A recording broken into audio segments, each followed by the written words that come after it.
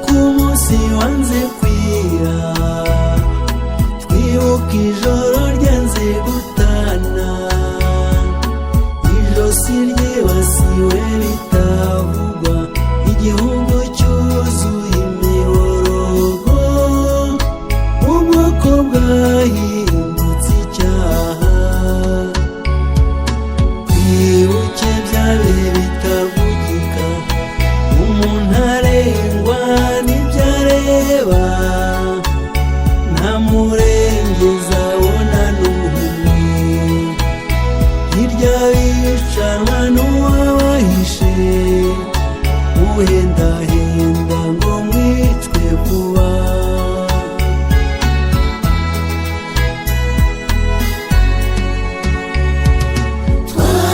Twarabakundaga turababura, ikibi cyanyu tuzacyusa, bana b'u Rwanda tuzahora iteka turibuka.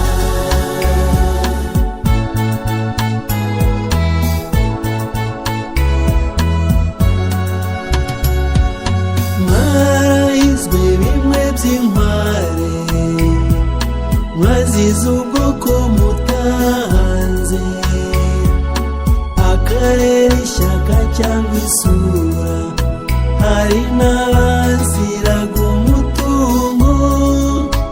U Rwanda rwacu rwaraguwe, abanyamahanga urabuye, bari baje bakangata, n'intwaro nyinshi zitabaye, nyamara mwahotowe bareba, bahura baje bimwe bigayitse.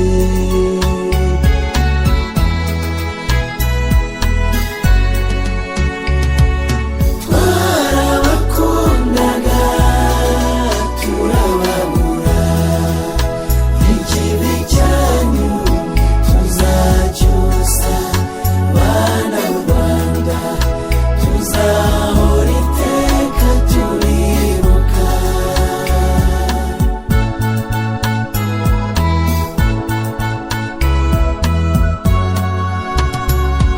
Intango y'ishyano yabaye urupfu, bene Rwanda bapfa bahagaze, gucura inkumbi biba nk'umurimo, abashakanye baratemana, abana bicwa n'abababyara.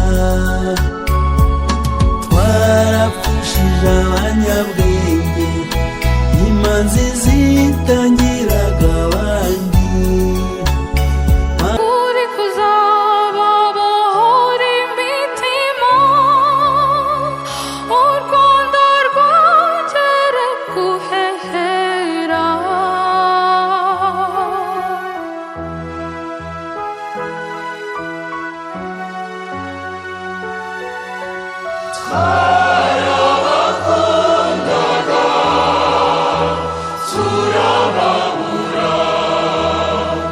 Ikibi cyanyu tuzacyusa, bana b'u Rwanda tuzahora iteka tubibuka, bana b'u Rwanda tuzahora iteka tubibuka.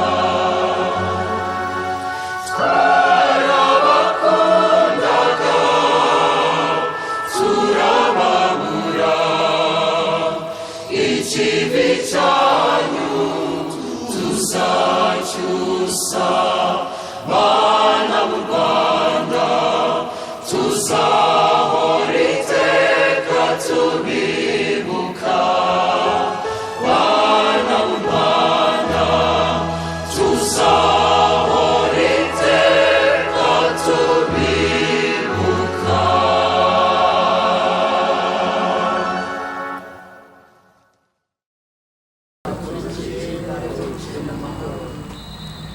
Nyagasani iruhuko ridashira basuzumijwe iteka nyagasani bayiruhuko ridashira basuzumijwe iteka nyagasani yezu nabane namwe ushobora byose nabaho umugisha imana data na mwana na roho mutagatifu abakozi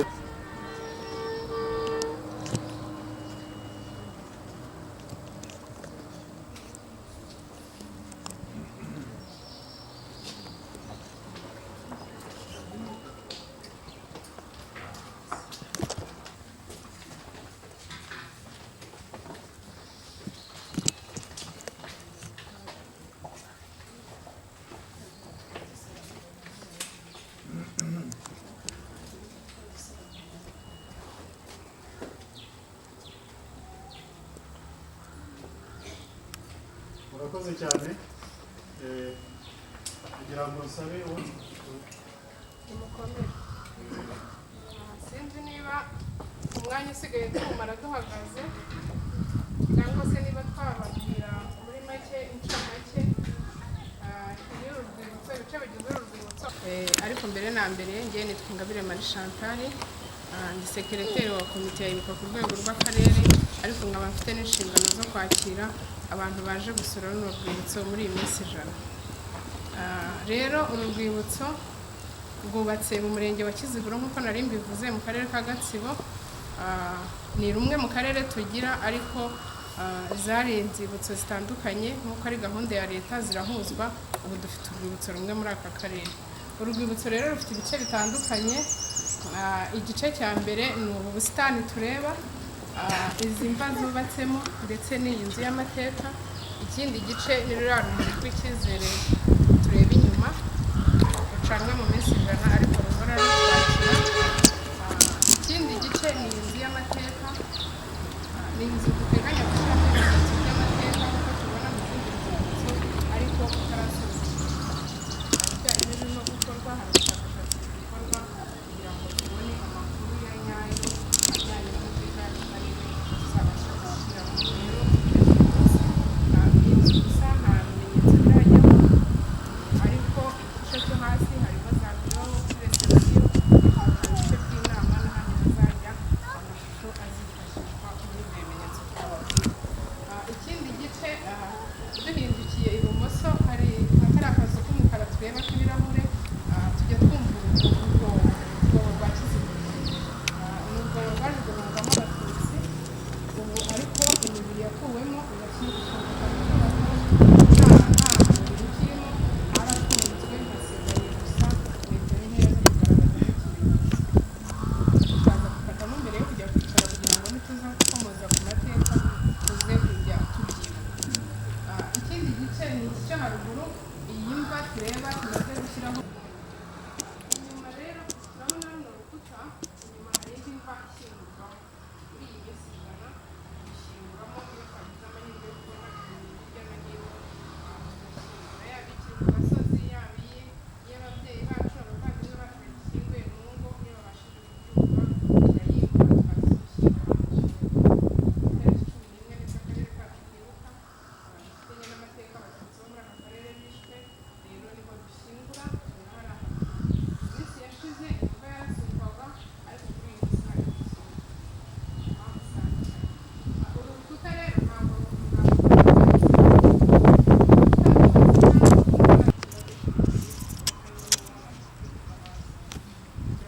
hariya ariko nituhanyura tureba aka kayira uburyo gatambitse kakagenda kakarinda gahinguranye hariya hirya, buriya karakomeza kakagera mu kibuga ririya shuri kakagera kwa padiri, naho turaza gukomeza.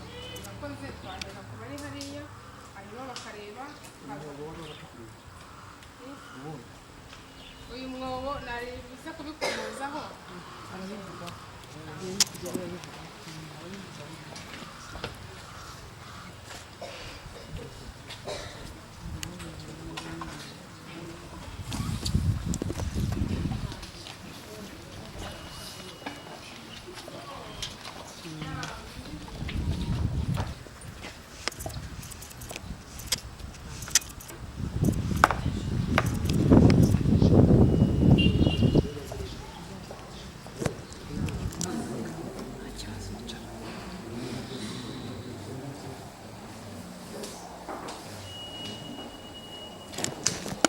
urwibutso rumwe rwahujwe mu nzibutso zari ziri hirya no hino mu mirenge itandukanye, zirahuzwa hahinduka urwibutso rumwe.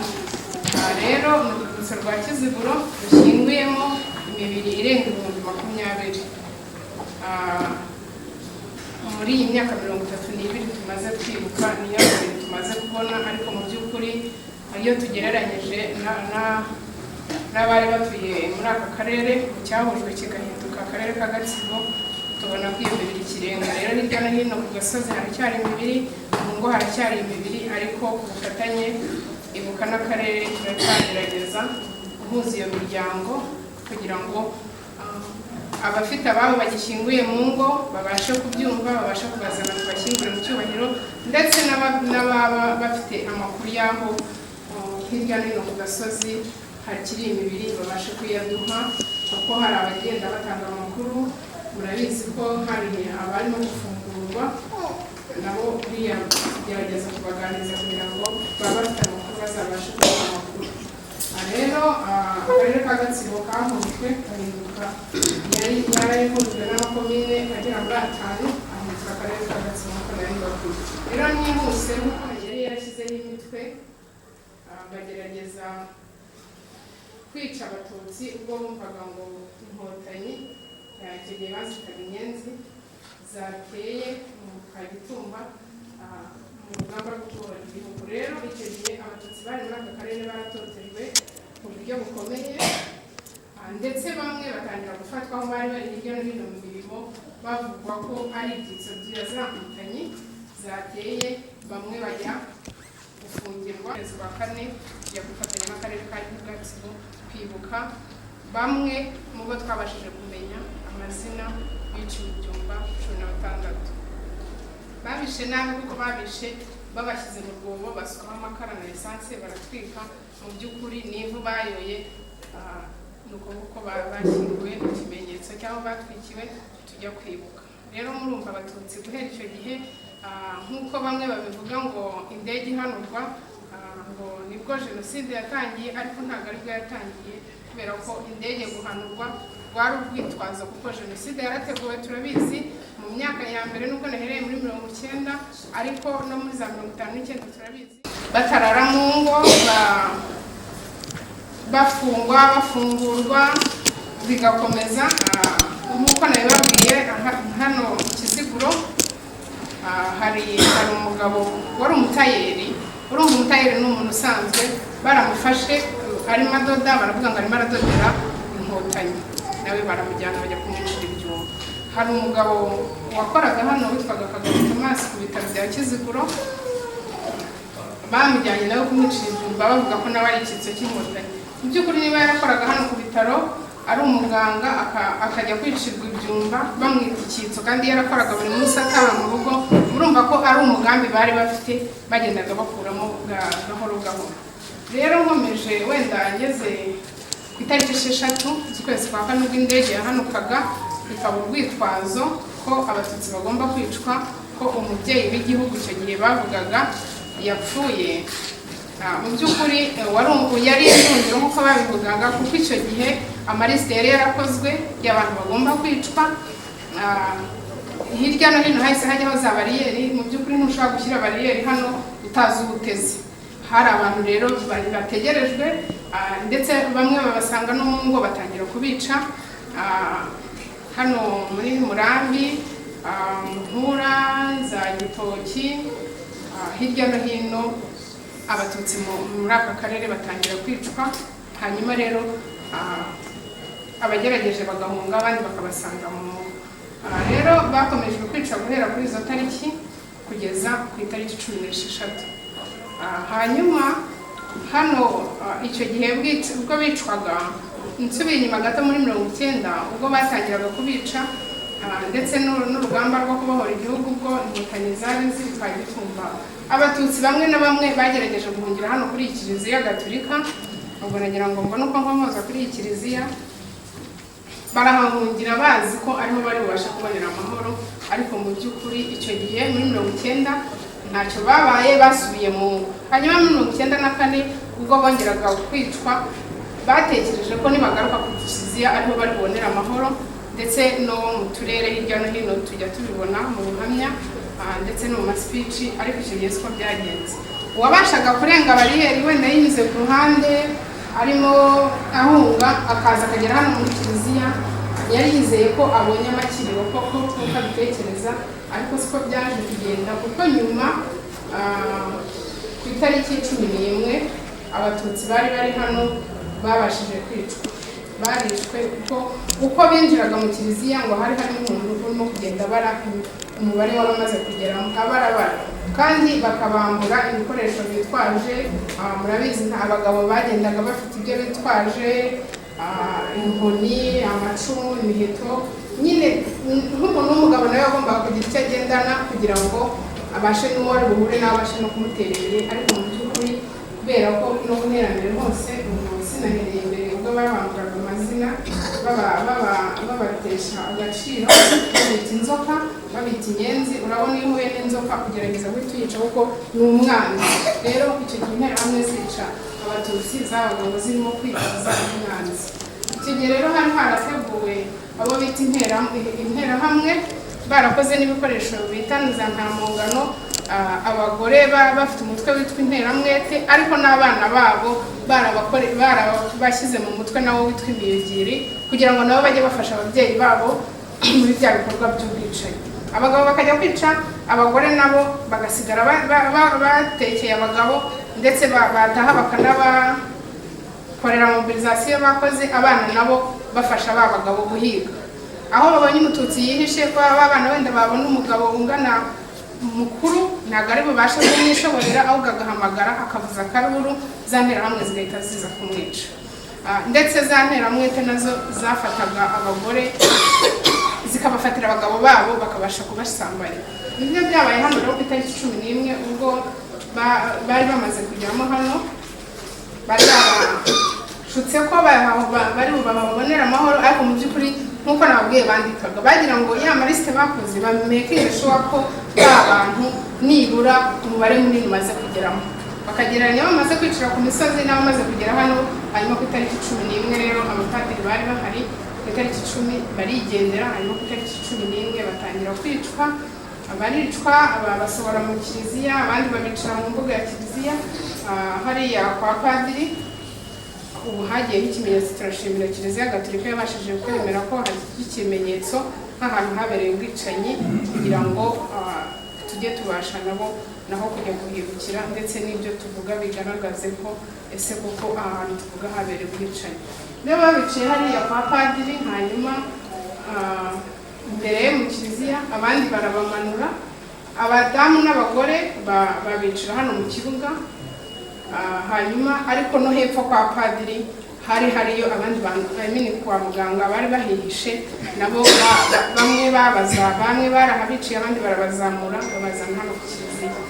Rero icyo gihe bafashe abagore n'abakobwa n'abana bato b'abahungu, ariko uwabashaga kwihisha kuko nibo babashaga kwica abana b'abahungu cyane cyane, babicira hano mu kibuga kwa padiri. Abagore babafata ku ngufu imbere y'abana babo, abagabo babo batarabica, bo batari bakwishe, hanyuma bakabazana hano kubajugunya muri uru rwobo. Rero nababwiye ngo murebe aka kayira hariya kwa mu kigo, muri cya kibuga twibukira ku itariki 11 niho hari harunze imirambo yabo bamaze kwica. Hanyuma bafata urubyiruko rw'abatutsi bari bahahungiye, babambura ubusa hejuru kugira ngo bajye batwara bene wabo babazana muri uru rwobo.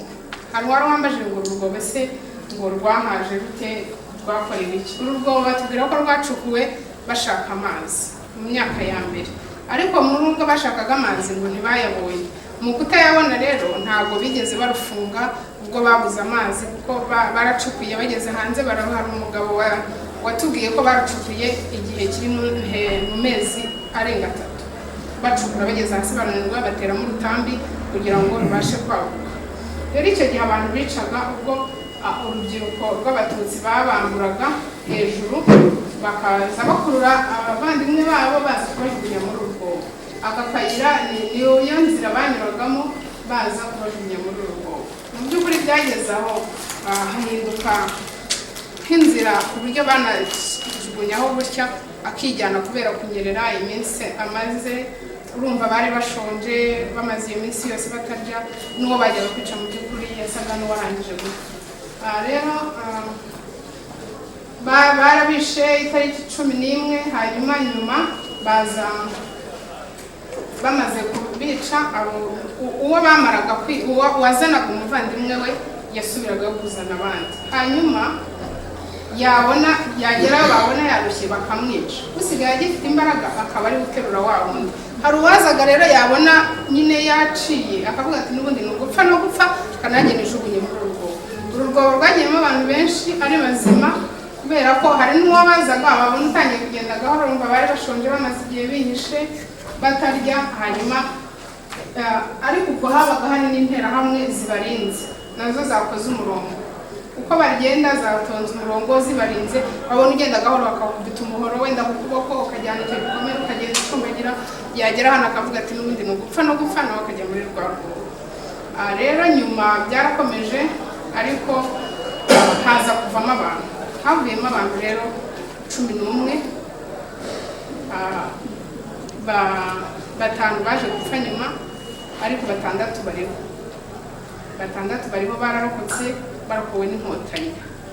Ariko ubwo icyo gihe ubwo hano bicaga, urumva nihuse sinababwira uburyo hano hari hateraniye gukuramo abantu bari hano, zijya kubavuza ziziritse mu ishumi, zikabazamuramo, hanyuma zibasha kubajyana hariya mu bitaro, abo zishoboye zirabavura.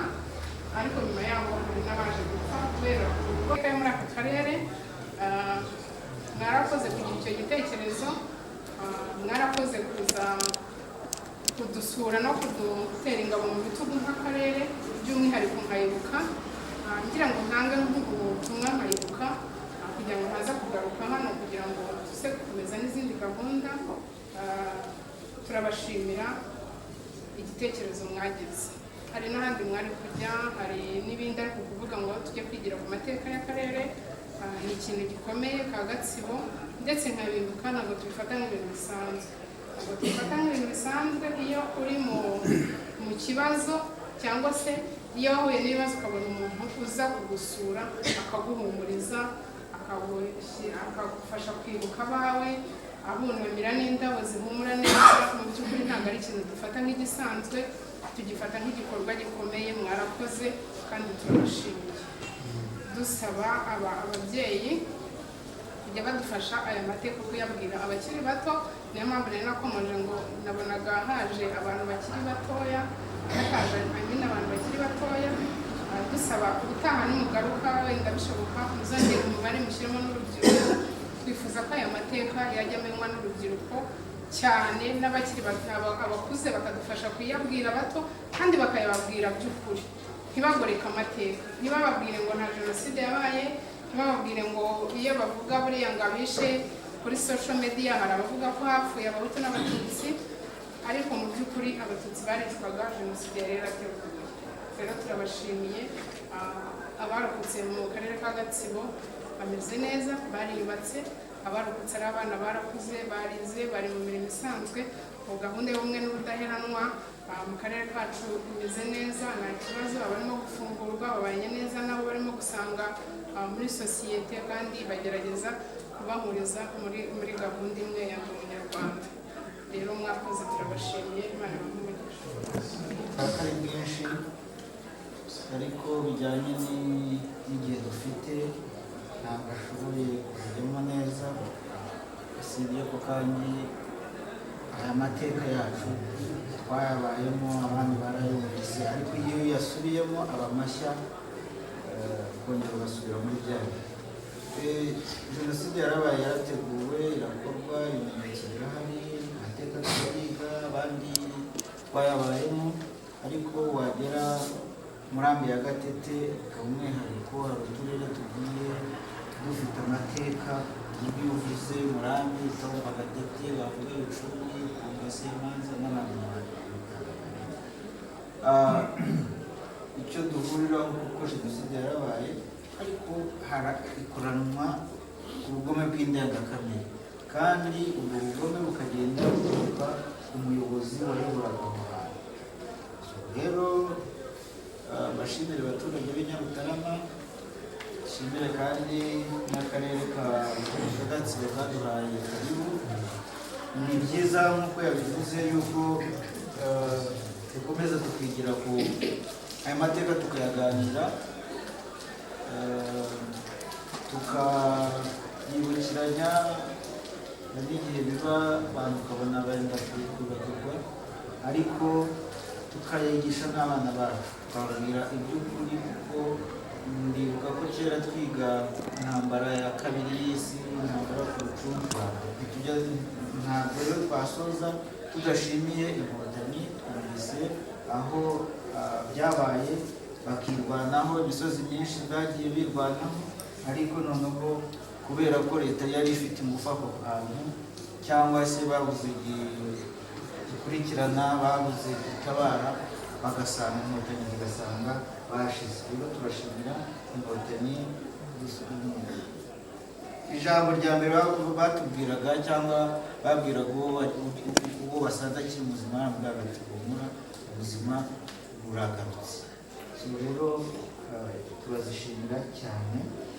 Ikindi mu dutangira ubutumwa,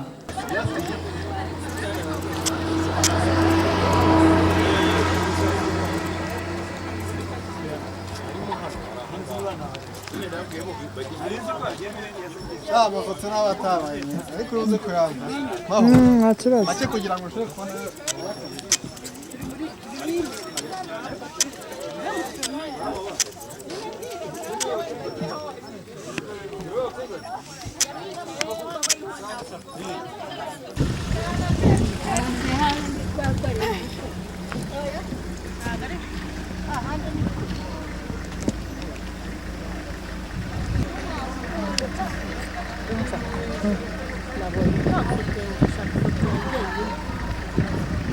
ntabwo wari urimo muri ziriya za rusange, ubwo ndibuze kuri gufata ntacyo.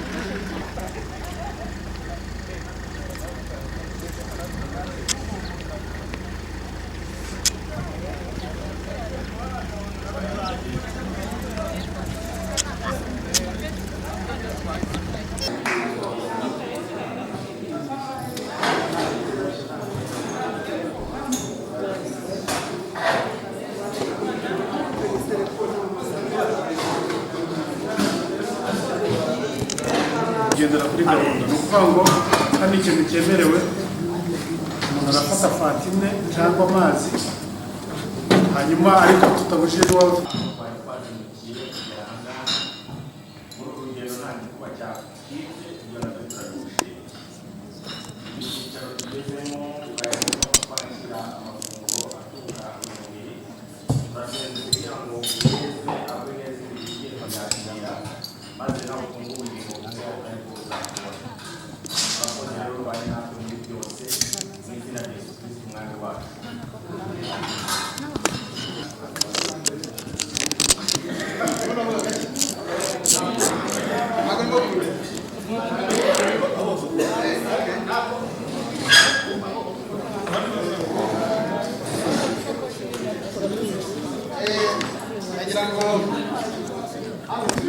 Uyobora hariya Akagari ka Nyarutarama, turi kumwe n'abafatanyabikorwa tubana nabo buri munsi, bagira ngo mfate umwanya kuri amashimire bw'iki gikorwa.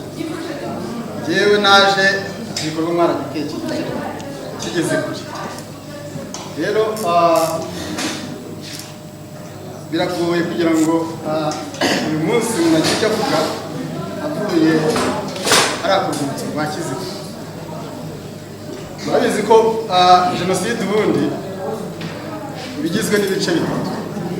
Hari igice cya mbere cyo gutegura jenoside, cya kabiri hari ukuyishyira mu bikorwa, igice cya nyuma ari nacyo uyu munsi turimo turwana nacyo, ni icyo kuyipfobya no kuyihakana. Iyi gahunda rero yo gusura inzibutso mu by'ukuri dufite igihugu ni ukugira ngo abantu birebere n'amaso yabo byateguwe. Ntabwo hari ubyumva situ nk'abatoya, hari urujene rwose ari abaduhaye amateka yina ahangaha atubwira urubyiruko ndabona ari bake. Mu by'ukuri twebwe abenshi babonye jenoside turimo turagenda dusaza, ariko abatoya nibo bakwiye kuza noneho bakaba bazi ibyabaye mu gihugu cyacu aho bagiye, mu by'ukuri akavuga ikintu azi neza. Mu mwanya wacu n'abantu bakuru kugira ngo abana batoya, urubyiruko basure inzibutso hirya no hino kugira ngo barebe jenoside uburyo yateguwe n'uburyo yashyizwe mu bikorwa. Twebwe kera najyaga numva ibindi Rwanda, najyaga numva ariko ntarahagera kuko ngewe iwacu kavukire ntabwo ari ino mu mayaga mu majyepfo, ariko uwitwa Burugumesitiri Gatete twese twaramwumva. Twumvaga witwaga Gatete, tukumva Burugumesitiri witwaga Rwambuka, tukumva witwaga Kajerijeri. Hari ababurugumesitiri mu by'ukuri bari mu bapura n'aba jenoside, ariko noneho bashyize no mu bikorwa kurenza ahandi hose. Hano rero Murambi mwumvise ikintu ngiye nigeze numva n'ahandi, ikintu bita interahamwe, abagore bitwaga interamwete, hakaza n'imyugi. Sibyo? Mu by'ukuri abagabo bitwaga interahamwe, abagore bakitwa interamwete, abana bakitwa imyugi. Mwumvise bose role bagiye bagira cyangwa uruhare bagiye bagira muri jenoside. Mu by'ukuri umuntu utekereza icyo kintu agafata umugore, murabizi ko umugore mu by'ukuri umubyeyi ni umuntu ukomeye, niwe nibura ubumbatiye urugo. Iyo umugabo yasamaye, umubyeyi niwe ubumbatira urugo, abana bakagira umuco, bakagira uburere. Ariko we kugira ngo n'uwo mubyeyi noneho jenoside nawe aho azaba ari zamukurikirana, yamwempurize muri cya kintu, na wa mwana noneho mutoya amwempurika muri jenoside, ku buryo wa mwana wari muto nawe afite wavukaga inaha afite uruhare muri jenoside yabaye. Murabizi ababaye muri iki gihugu wabonaga umwana muto afite ubuhire bwitwa nta muntu, umwana muto rwose ufite imyaka 7-8. Urumva umuntu wakoze icyo kintu, abo niyo mpamvu nibo bamwe uyu munsi baba bari no mu mashyamba, wanabasobanutse igihugu kiragendwa n'icyiza ntabyumve kubera bya bintu yigishije.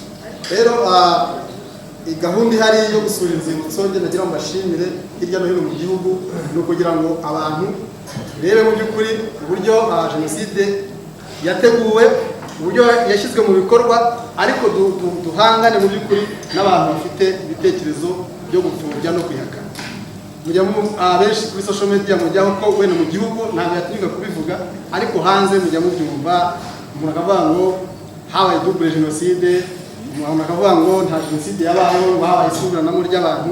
Ariko iyo wumva kuva kera uburyo byategurwaga mu mashuri, ukuntu uburyo mu mirimo bagiye mwumva abakoranaga na Gatete ukuntu bajyaga babambura ibyangombwa kugira ngo bakunde bitwe, kuko kuba utari ufite icyangombwa kiragiye byari byoroshye kubatiza icyo bashaka, kuvuga ati ibi ni ibyitso by'inkotanyi, babona uburyo bafunga. Urumva ko ari ukugira ngo mu by'ukuri jenoside uburyo bagiye bayitegura ishobore kujya mu bikorwa. Nagira ngo rero mu by'ukuri abantu bagizemo uruhare harimo Rodine na team chairman wacu Raisa, ari na team bafatanyije mu by'ukuri. Ngiye nagira ngo nubwo mwese hari byinshi bigomwe twagombye kuba turimo, umunsi ni ku cyumweru, ejo abenshi bafite akazi, ariko kuri uyu munsi twabahaye agaciro, tukaza twumva yuko ari igikorwa gikomeye kuva aho twavuye tukaza hano Kiziguro tuje kugira ngo dusobanukirwe amateka y'ibyabereye hano. Ni ikintu nashimira abagenzi mbasaba kugira ngo aho turi, aho dukorera, aho tugenda, aho dutuye, abana bacu tugerageze tubasobanurire amateka nyakuri mu by'ukuri, kugira ngo nabo jenoside nk'uko tubivuga, ushobora kuba tubivuga turi bakuru, ariko umwana we adaha agaciro tw'ibyo tuvuga. Ni ngombwa ko abana ibyo tuvuga koko nabo ari byo bavuga kandi bakabiha agaciro nk'ako tubiha, ko igihe tuzaba tutagihari abana nibo bazakomeza bakarwana n'ibyo turwana nabyo uyu munsi, nibo bazahangana n'ingengabitekerezo. Arabizi mu karere kacu turimo, mu karere ka East Africa, dufite abantu mu bihugu bidukikije wumva aho wumva umujenerali atinyuka akavuga ngo nk'uko kera mubizi mu mateka 10 ya Kangu abaye bose Imana ibambere umugisha mwakoze cyane.